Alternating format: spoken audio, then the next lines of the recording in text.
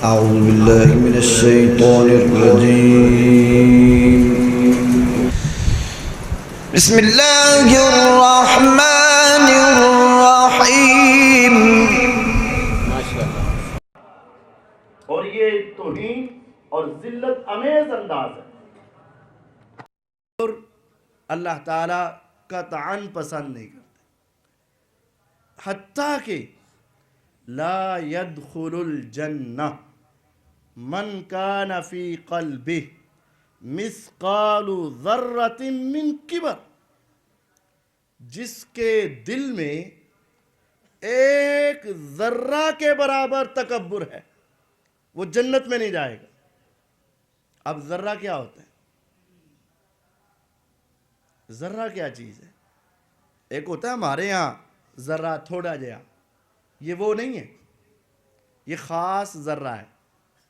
آپ ایک کمرے میں موجود ہو اور دن کا وقت ہو، سورج چمک رہا ہو، لیکن کمرے کے اندر کسی طرف سے روشنی نہ آ رہی ہو اور اندھیرا ہو، لائٹیں بند ہو، دروازہ بند ہو، کسی طرف سے روشنی نہ آ رہی ہو، صرف ایک سوراخ ہو اور ادھر سے دھوپ آ رہی ہو.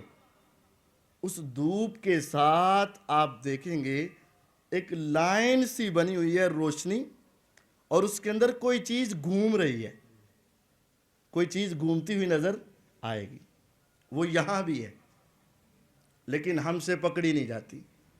ہم منہ کھولتے ہیں، ہمارے منہ میں داخل ہوتی ہیں لیکن ہمیں محسوس نہیں ہوتے. ہماری آنکھوں سے ٹکراتے ہیں لیکن ہمیں محسوس نہیں ہوتے ہیں. آپ وہ آنے والی روشنی کے چھوٹے چھوٹے ذرات کو پکڑنا چاہیں تو ہاتھ میں پکڑے ہوئے محسوس نہیں ہوتے ہیں. وہ چیز جو گھوم رہی ہے اس کو عربی کے اندر ذرہ بولا جاتا ہے. فرمایا جس کے دل میں اس ایک ذرہ کے برابر بھی تکبر ہوا وہ جنت میں نہیں جائے گا. یہ ذرہ برابر تکبر کیا ہے؟ جس کا پتہ ہی نہ چلے، جس کا احساس ہی نہ ہو، اور انسان کی تباہی اور بربادی کے لیے وہی کافی ہو. یہ سمجھ لینا چاہیے تکبر کس شے کا نام ہے. جب آپ نے یہ حدیث ارشاد فرمائی اے میرے صحابہ جس کے دل میں ذرہ برابر بھی تکبر ہوا وہ جنت میں نہیں جائے گا، صحابہ پریشان ہو گئے. انہوں نے سوال کیا اے اللہ کے پیغمبر علیہ السلام، انسان یہ پسند کرتا ہے کہ اس کا لباس بہت اعلیٰ ہو، اس کا چہرہ بڑا خوبصورت ہو، اس کا جوتا بڑا اعلیٰ کوالٹی کا ہو، تو کیا یہ تکبر ہے؟ کیا ہم اچھا لباس پہننا چھوڑ دیں، اچھی چیزیں استعمال کرنا چھوڑ دیں؟ آپ نے فرمایا نہیں، ان اللہ جمیل یحب الجمال، میرا رب ساری کائنات سے خوبصورت ہے اور وہ خوبصورتی کو پسند کرتا ہے. وہ پسند کرتا ہے کہ اس کی نعمتوں کے اثرات بندوں پہ نظر آئیں. اچھا لباس، اچھا جوتا، اچھا کھانا، اچھا پینا، اچھا گھر، اچھی سواریاں، یہ ساری چیزیں اللہ کو پسند ہیں. تو پھر تکبر کس شے کا نام ہے؟ فرمایا تکبر دو باتیں، الکبر بطر الحق وغمط الناس. تکبر دو چیزوں کا نام ہے، حق کا انکار اور لوگوں کو حقیر سمجھنا، یہ تکبر ہے. تکبر دو شے میں، ایک حصہ یہ ہے کہ حق کا انکار اور دوسرا ہے لوگوں کو حقیر سمجھنا. حق کا انکار کیا مطلب؟ آج بہت پریشانی ہوتی ہے اس وقت جب دیکھنے میں ایک انسان بڑا نیک، متقی، بڑا اللہ سے ڈرنے والا نظر آتا ہے، ظاہری طور پر اللہ کی عبادت میں کھبا ہوا انسان، 5 وقت کا نمازی انسان، زبان میں بڑی عاجزی اور انکساری انسان کے، ماتھے پہ محراب بنے ہوئے، کبھی اس طرح کر کے نہیں چلا، جھک کے چلتا ہے. لیکن افسوس شیطان اس کے اندر بھی تکبر پیدا کر دیتا ہے. تکبر دو ہیں، اکثریت جس میں مبتلا ہے وہ پہلا تکبر ہے. باطار الحق، حق کا انکار، یہ ایسا تکبر ہے جو انسان کو محسوس بھی نہیں ہوتا اور انسان کی زندگی کو برباد کر کے رکھ دیتا. یہ تکبر زیادہ خطرناک ہے اور اس تکبر سے بچنا بھی زیادہ ضروری ہے. باطار الحق، حق کا انکار. اب حق کیا ہے پہلے یہ سمجھ لے. حق کیا ہے جس کا انکار تکبر ہے؟ حق، شریعت کا نام حق ہے. پیغمبر علیہ السلام پہ اترنے والے قرآن کا نام حق ہے. آپ پر نازل ہونے والی احادیث کا نام حق ہے. سورت محمد ہے صلی اللہ علیہ وسلم 26ویں سپارے میں اس کی دوسری آیت ہے والذین آمنوا وعملوا الصالحات وآمنوا بما نزل علی محمد صلی اللہ علیہ وسلم وہو الحق من ربہم. وہ لوگ جو ایمان لائے اور نیک اعمال کرتے اور اس پر ایمان لاتے ہیں جو نازل کیا گیا محمد صلی اللہ علیہ وسلم پر. وہو الحق، اور جو نازل ہوا ہے اسی کا نام حق ہے. جو پیغمبر علیہ السلام پہ شریعت نازل ہوئی اس کا نام ہے حق. اور جو شخص حق کا انکار کرے وہ متکبر ہے. حق کا انکار، شریعت کی آیت آ گئی، حدیث آ گئی، مسئلہ آ گیا، آنکھوں سے پڑھ لیا، کانوں سے سن لیا، سمجھ لیا، یقین کر لیا، لیکن اس کے بعد کہتا ہے قاری صاحب بات تو آپ کی ٹھیک ہے لیکن عقل نہیں مانتی. قاری صاحب بات تو آپ کی ٹھیک ہے لیکن سائنس نہیں مانتی. بات تو آپ کی ٹھیک ہے لیکن میرا امام نہیں مانتا. بات تو آپ کی ٹھیک ہے لیکن میرے بزرگ نہیں مانتے. بات تو آپ کی ٹھیک ہے لیکن میرے بڑے نہیں مانتے. ہاں، کیا یہ میرے امام کو سمجھ نہیں آئی؟ میرے بزرگوں کو سمجھ نہیں آئی؟ میرے مفتیوں کو سمجھ نہیں آئی؟ میرے بڑے علماء کو سمجھ نہیں آئی؟ اس وجہ سے میں تو نہیں مانتا. جو شخص قرآن کی آیت دیکھ کر، حدیث دیکھ کر، مسئلہ سن کر عمل نہ کرے وہ متکبر ہے اور ان کے لیے تباہی اور بربادی. یہ تکبر کس طرح بنتا ہے؟ تکبر کا معنی ہوتا ہے اپنے آپ کو بڑا سمجھنا. بندوں سے بڑا سمجھے تو بندوں کے مقابلے میں تکبر، اور شریعت کے مقابلے میں اپنی عقل کو بڑا سمجھے تو یہ شریعت کے مقابلے میں تکبر ہے. ابلیس، فرعون سے پہلے شیطان ابلیس، اس نے کیا کیا تھا؟ وَإِذْ قُلْنَا لِلْمَلَائِكَةِ اسْجُدُوا لِآدَمَ فَسَجَدُوا إِلَّا إِبْلِيسَ أَبَى وَاسْتَكْبَرَ وَكَانَ مِنَ الْكَافِرِينَ. اللہ نے فرشتوں سے اور شیطان سے کہا، ابلیس سے کہا سجدہ کر آدم علیہ السلام کو. ابا، اس نے بات ماننے سے انکار کیا. یہ انکار ہی تکبر تھا. وَاسْتَكْبَرَ، اس نے تکبر کیا. کیا تکبر؟ اس نے کہا انا خیر منہ خلقتنی من نار وخلقتہ من طین، میں اس سے بہتر ہوں، مجھے آگ سے پیدا کیا، یہ مٹی سے پیدا ہوا. آگ اوپر کو جاتی ہے، مٹی نیچے کو جاتی ہے، میں اوپر والا، یہ نیچے والا، میں تیری بات کیوں مانوں؟ میں اس کو سجدہ نہیں کروں گا. اللہ فرماتے ہیں وَكَانَ مِنَ الْكَافِرِينَ، وہ کافر بن گیا. شیطان نے سب سے پہلے تکبر کیا تھا، جس تکبر نے اس کو تباہ و برباد کر کے رکھ دی. تکبر کیا تھا؟ اللہ کی بات کا انکار. انبیاء جتنے بھی آئے، نوح علیہ السلام کی قوم کا ذکر سورۃ ہود میں ہے. انہوں نے کیا کہا؟ مَا نَرَاكَ إِلَّا بَشَرًا مِثْلَنَا وَمَا نَرَاكَ اتَّبَعَكَ إِلَّا الَّذِينَ هُمْ أَرَاذِلُنَا بَادِيَ الرَّأْيِ وَمَا نَرَىٰ لَكُمْ عَلَيْنَا مِنْ فَضْلٍ. انہوں نے بھی تکبر کیا. اے نوح علیہ السلام، ہم تم پر ایمان کیسے لائیں؟ تو ہمارے جیسا بشر ہے، ہمارے جیسا انسان ہے، اور تیری پیروی کرنے والے تو ہمارے کمین ہیں، ہمارے ملازم ہیں، اور یہ سارے تو کم عقل لوگ ہیں، ہم بڑے سمجھدار ہیں، ہم تیری بات ماننے کے لیے تیار نہیں. اللہ نے تباہ و برباد کر کے رکھا. قوم عاد، قوم سمود، قوم ہود، یہ سارے تکبر کرنے والے. قارون، اس کا ذکر قرآن مجید میں. قارون کیا تھا؟ ان قارون کان من قوم موسیٰ فبغى علیہم وآتیناہ من الکنوز ما ان مفاتحہ لتنوء بالعصبة اولي القوة اذ قال له قوم لا تفرح ان اللہ لا يحب الفرحین. اتنا پیسہ، اتنا پیسہ، اتنا پیسہ قارون کے پاس، تم تصور نہیں کر سکتے. اس نے کمرے کے کمرے، حال کے حال، سونے کے ڈھیر لگا کر بھرے ہوتے. تولے شولے کی تو بات ہی کوئی نہیں، کلو کی بات نہیں، منو من. اور ایک کمرے کے اندر سونا بھر کے ایک تالا لگاتا ہے، اس کی ایک چابی ہے، پھر 2 کمرے 2 چابیاں، 3 کمرے 3 چابیاں، اس طرح کر کے 300، پھر 3000، پھر 30,000، پھر 3 لاکھ. اس سے بڑھ کر وہ اتنی زیادہ چابیاں ہو جاتی کہ وہ چابیاں ہی ایک اونٹ اٹھا نہیں سکتا تھا، 2 اونٹ اٹھا نہیں سکتے تھے، 3 اونٹ اٹھا نہیں سکتے تھے. 20 اونٹوں کے اوپر جو بوجھ لادا جاتا وہ صرف اس کے تالوں کی چابیاں ہوتی تھیں. اس کا سامان کتنا ہوگا تصور ہی نہیں. لیکن کیا ہوا؟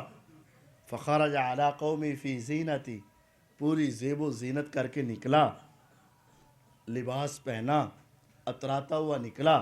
قال الذین یریدون الحیات الدنیا یا لیت لنا مثل ما اوتی قارون. یہ دنیا کے لالچی لوگوں نے دیکھا، کہنے لگے کاش ہمارے پاس بھی قارون جیسا سامان ہو، ہمارے پاس بھی اتنی مال و دولت ہو، ہم بھی ایسے کریں. تو کیا ہوا؟ فخسفنا به وبداره الارض.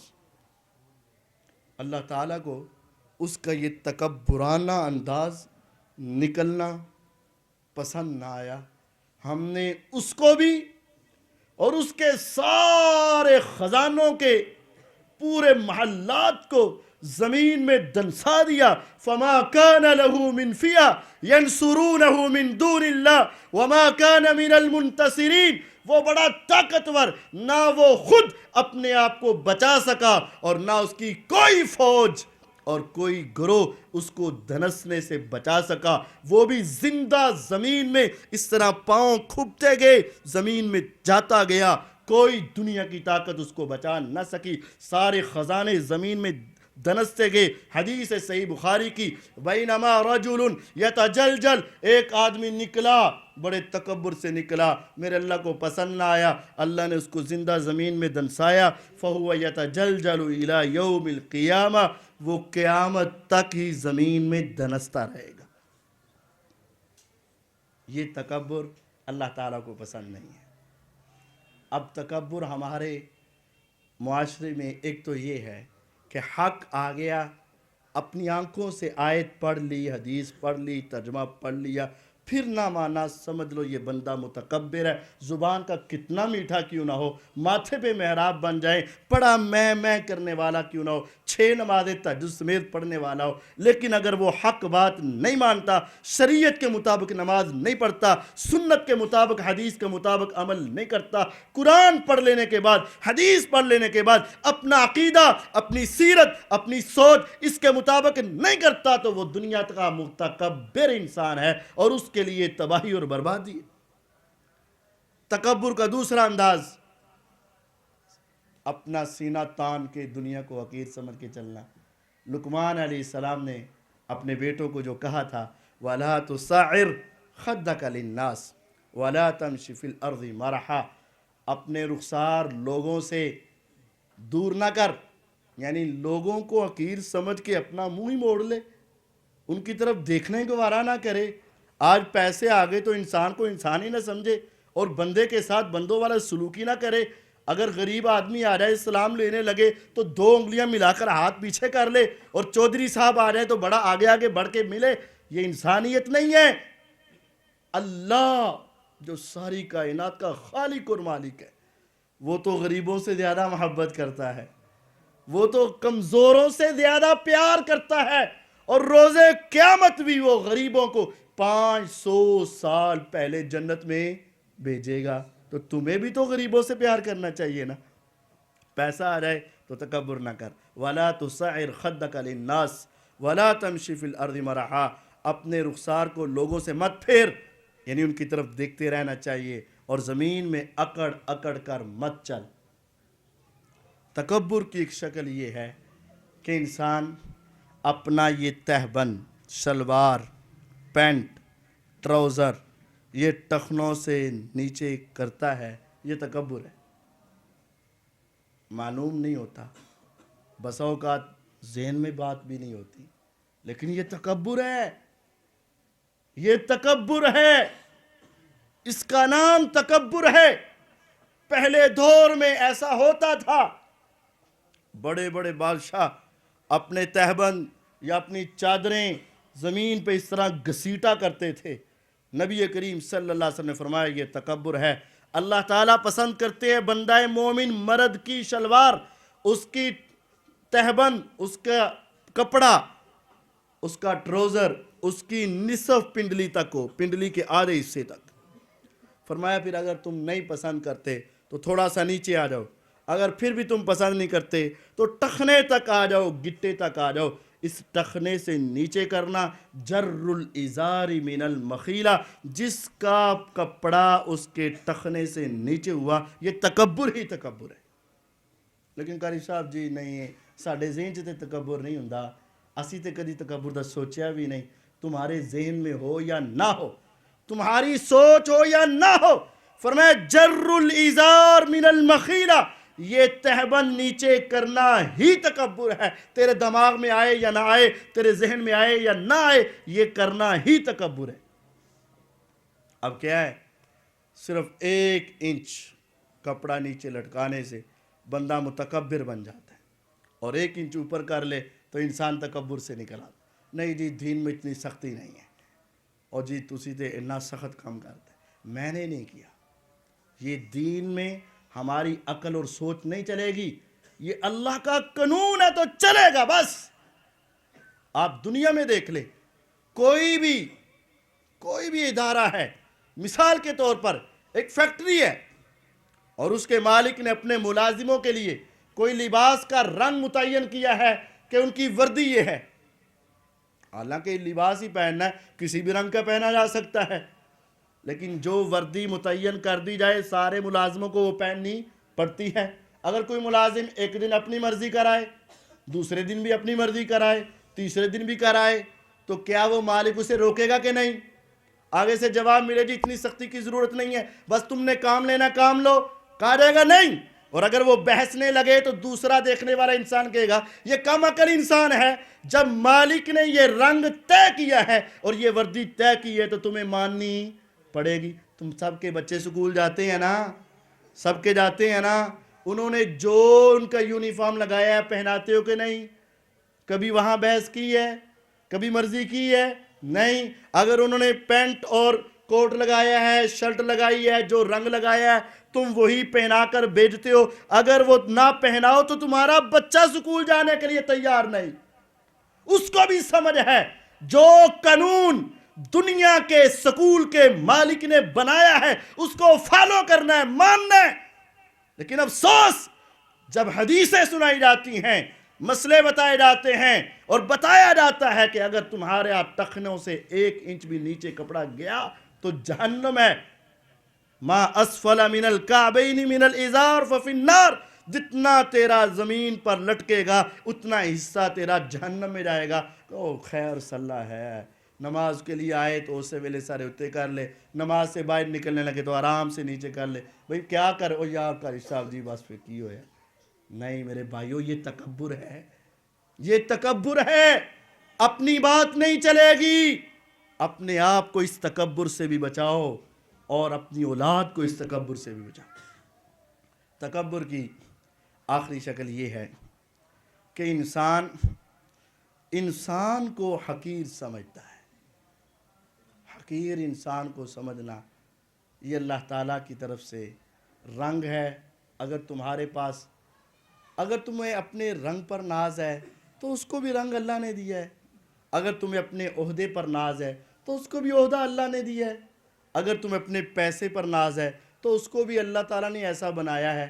لیکن سوچ یہ ساری چیزیں فانی ہیں، نہ رنگ تیری اپنی مرضی سے ملا، نہ مال تیری اپنی مرضی سے ملا، نہ عہدہ تیری اپنی مرضی سے ملا، اور ایک وقت آئے گا جب تیری ابھی آنکھیں بند ہوں گی، سانس رکے گا، تیرے رنگ روپ ختم، سفید رنگ والا، کالے رنگ والا مٹی میں جائے گا، سب ختم۔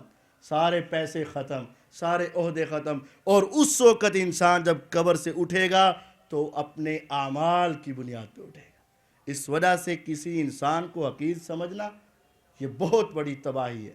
سیدنا نوح علیہ السلام، ان کے کئی بیٹے تھے، ایک بیٹے کا ذکر تو قرآن میں ہے نا کہ وہ نہ مانا اپنے والد کی بات کو، اور وہ باپ کی آنکھوں کے سامنے پانی میں غرق ہو کے ڈوب کے مر گیا۔ ایک اور بیٹے کا ذکر حدیث میں ہے، مسند احمد کی روایت ہے۔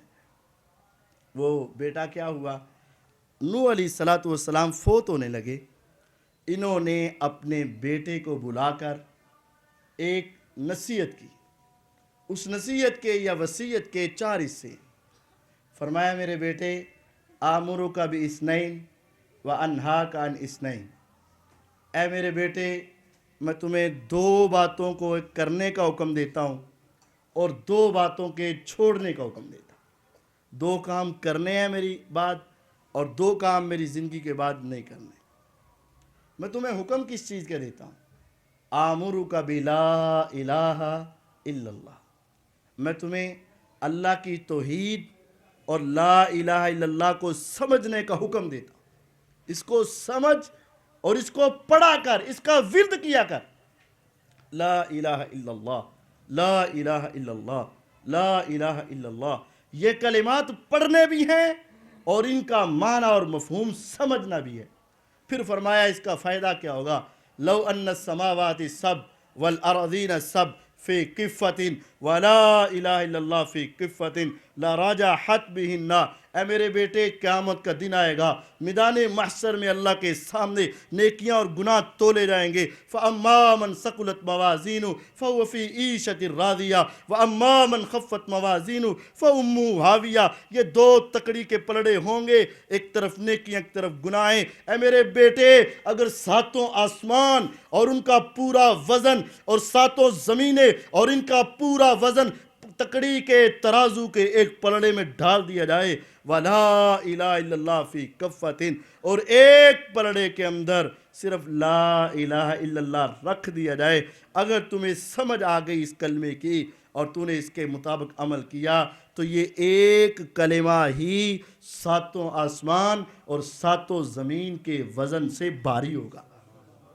اور فرمایا پھر اگر 7 آسمان اور 7 زمینیں ایک ایسا کڑا بن جائیں کہ بالکل بند ہو جائیں اور ان کو کھولنے کے لیے کسی کے پاس طاقت نہ ہو، فرمایا لا الہ الا اللہ، اس جملے میں اتنی طاقت ہے کہ یہ آسمان و زمین کو بھی توڑ کے رکھ دے گا۔ یہ بڑا عظیم کلمہ ہے، میں تمہیں اس کا حکم دیتا ہوں، یہ پڑھا کر۔ دوسری کس چیز کا حکم دیتا ہوں، وَسُبْحَانَ اللَّهِ سبحان اللہ وبحمدہ، میں تمہیں حکم دیتا ہوں کہ تو سبحان اللہ وبحمدہ پڑھا کر، اس کا ورد کیا کر۔ فرمایا فَإِنَّهَا تَسْبِیحُ كُلِّ خَلْقٍ، پوری مخلوقات، وہ جاندار ہوں یا بے جان ہوں، اڑنے والے پرندے یا رینگنے والے حشرات، دوڑنے والے درندے، یا کوئی انسان یا پہاڑ یا ندیاں یا نالے یا درخت، یہ ساری مخلوقات اللہ کی تعریف کرتے ہیں، تسبیح کرتے ہیں، اور ان تمام کی تسبیح کا کلمہ اور جملہ ایک ہے۔ یہ ساری مخلوقات اللہ کی تسبیح کے وقت کیا کہتے ہیں؟ سبحان اللہ وبحمدہ۔ پھر فرمایا وَبِهَا يُرْزَقُ الْخَلْقِ، اہلاً سہلاً مرحبا، ہم اپنے آنے والے قاری صاحب کو خوش آمدید کہتے ہیں۔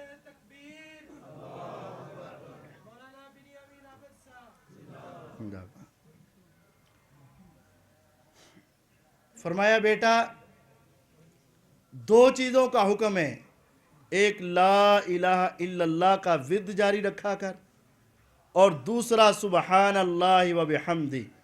یہ جو سبحان اللہ وبحمدہ ہے نا، ساری مخلوقات کا ورد یہی ہے، وَبِهَا يُرْزَقُ الْخَلْقِ، اور اس ایک جملے کی برکت سے اللہ مخلوق کے اوپر رزق کے دروازے کھول دیتا ہے۔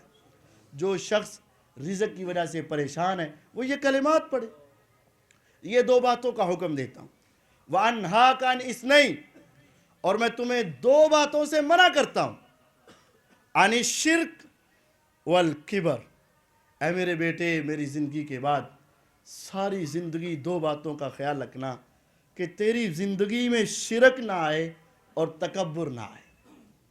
صحابہ رضوان اللہ علیہم اجمعین فوراً نبی کریم صلی اللہ علیہ وسلم سے سوال کرتے ہیں، اے اللہ کے پیغمبر علیہ السلام، شرک تو آپ نے ہمیں بتا دیا اور سمجھا دیا کہ دکھوں کی گھڑی ہو، مصیبتوں کا کوئی وقت ہو، پریشانی کا کوئی عالم ہو یا دنیا کی کوئی ضرورت ہو، آپ نے ہمیں بتا دیا صرف ایک اللہ سے مانگنا ہے۔ ہم نے بدر کے میدان میں دیکھا تھا، رات کی تاریکی میں آپ اٹھے تھے، آپ کے ہاتھ صرف اللہ کے سامنے اٹھے تھے، آنکھیں برسی تھی تو ایک اللہ کے سامنے۔ آپ نے ہمیں بتا دیا کہ آپ کے دو بیٹے اس دنیا سے گئے، آپ ان کو روک نہ سکے۔ آپ نے ہمیں سمجھا دیا تھا نفع کا مالک ایک اللہ، نقصان کا مالک ایک اللہ، دینے والا بھی ایک اللہ، لینے والا بھی ایک اللہ۔ شرک تو ہمیں سمجھ آ گیا، آپ کے بعد ہم کبھی شرک نہیں کریں گے، لیکن تکبر کیا ہے یہ بتا دیں۔ آپ نے فرمایا تکبر وہی ہے صفح الحق وغمت الناس، تکبر دو شیوں کا نام ہے، ایک حق کا انکار اور ایک لوگوں کو حقیر سمجھنا۔ جو شخص اپنے عہدے کی وجہ سے، مال کی وجہ سے، علم کی وجہ سے، مقام کی وجہ سے، خوبصورتی کی وجہ سے یا کسی وجہ سے کسی انسان کو حقیر سمجھتا ہے، اس کے دل میں تکبر ہے۔ اور جو حق کو دیکھ کر، آیت کو پڑھ کے، حدیث کو سن کے، اپنی آنکھوں سے دیکھ کر بھی نہ مانے، یہ بھی متکبر ہے۔ اور جس کے دل میں رائی کے ذرے کے برابر بھی تکبر آیا، فرمایا جنت میں داخل نہیں ہوگا۔ قرآن مجید کی اس آیت کو ذرا غور سے سن لیجئے، ان الذین کذبوا بآیاتنا، حقیقت یہ ہے جنہوں نے ہماری آیتوں کو جھٹلایا، واستکبروا عنہا، اور ان سے تکبر کیا، یعنی نہ مانا، لا تفتح لهم ابواب السماء، مرنے کی دیر ہے، روح تو نکلنی ہی ہے، ان کے روح کو لے جایا جائے گا آسمان کی طرف، اور آسمان کے دروازے ان کے لیے کھولے نہیں جائیں گے، اور اس کی روح کو پکڑ کر وہاں سے زمین کی طرف پٹخ دیا جائے گا۔ ولا يدخلون الجنہ، روز قیامت یہ جنت میں داخل نہیں ہوں گے۔ کب تک نہیں ہوں گے خدایا؟ کوئی تو وقت ہوگا نا، کوئی تو لمٹ ہوگی نا، ہفتے بعد، مہینے بعد، سال بعد، 2 سال بعد، صدی بعد، کچھ تو وقت ہوگا نا کہ یہ جنت میں چلے جائیں۔ فرمایا سن لو، تمہیں وقت بتا دیا جاتا ہے، حتیٰ یلج الجمل فی سم الخیاط، سوئی کو تم دیکھ لینا اور اس کے نکے کو تم دیکھ لینا، جہاں تم سے دھاگا بڑی مشکل میں داخل ہوتا ہے، اگر اس سوئی کے نکے سے بڑا اونٹ گزر جائے تو یہ جنت میں چلا جائے گا، اگر سوئی کے نکے سے جتنی دیر تک اونٹ نہیں گزرے گا یہ جنت میں نہیں جائے گا۔ اس کا مطلب نہ سوئی کے نکے سے اونٹ گیا اور نہ اس کی باری آئی۔ لہم من جہنم مہاد ومن فوقہم غواش، جہنم میں اس کا بستر اور بچھونا بھی آگ کا ہوگا اور اوپر لینے والا لحاف بھی آگ کا ہوگا۔ وَكَذَلِكَ نَجْزِي الظَّالِمِينَ، دنیا میں تکبر کرنے والے ظالموں کا یہی انجام ہے۔ يُحْشَرُ الْمُتَكَبِّرُونَ يَوْمَ الْقِيَامَةِ كَأَمْثَالِ الزُّرِّ، تم نے دنیا میں چونٹیاں دو طرح کی دیکھی ہیں، ایک سیاہ رنگ کی ہے، ایک بھورے رنگ کی ہے، ایک سیاہ کلر کی ہے، ایک بھورے سے کلر کی ہے، وائٹ سے کلر کی ہے۔ سیاہ رنگ کی چونٹی ذرا بڑی ہوتی ہے اور وہ برونز سے کلر کی اور بھورے سے رنگ کی سفید سے کلر کی چھوٹی سی چونٹی ہوتی ہے۔ فرمایا یہ متکبر روز قیامت ان کو لایا جائے گا اور ان کی کیفیت ایک چھوٹی چونٹی کی طرح ہوگی جو دنیا کے پاؤں کے نیچے کچل کے رکھ دی جائے گی، مسل کے رکھ دی جائے گی۔ جو آج دنیا میں انسان کو انسان نہیں سمجھتا، اپنے عہدے کی وجہ سے دنیا کے سامنے متکبرانہ انداز اپناتا ہے، اللہ اس کو اتنا ذلیل کریں گے اور پھر اسی طرح ذلیل کر کے جہنم میں پھینک دیں گے۔ اللہ تعالیٰ مجھے اور آپ کو اپنے علم، اپنے عہدے، اپنے منصب، اپنے پیسے، اپنے حسن یا اپنے تمام نعمتوں پر شکر کی توفیق دے، تکبر سے محفوظ رکھے اور تکبر سے بچا کر رکھے، اور اللہ تعالیٰ ہمیں عاجزی انکساری کرنے والا بنا کر رکھے۔ وآخر دعوانا ان الحمد للہ رب العالمین۔